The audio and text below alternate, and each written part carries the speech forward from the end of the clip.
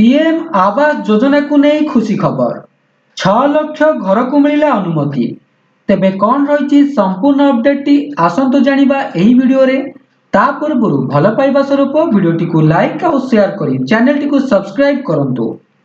सहर रे गरीब तथा मध्यम वर्गर लोक मानकु खुशीर खबर देइछन्ति केंद्र सरकार।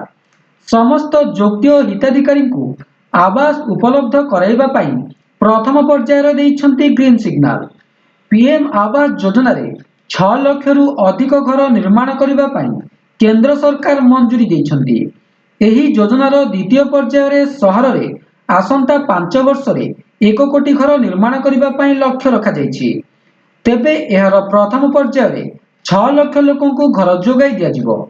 एही योजना कार्यकारी पाई प्राय समस्त राज्य तथा केंद्र शासित अंचल केंद्र सरकारक सह एमयू स्वाक्षर करिसंति।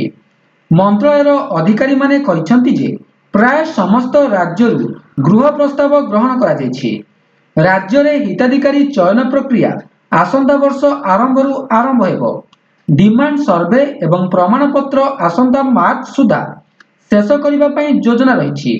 एहा सहित मार्च सुधा अफोर्डेबल हाउसिंग पॉलिसी प्रस्तुत करा जिवो।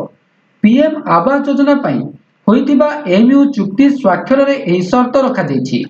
एथर 6 लाख घर निर्माण सहित भड़ाटिया मॉडल रो अफोर्डेबल रेंटल हाउसिंग उपरे मध्य गुरुत्व देइछन्ति केंद्र सरकार।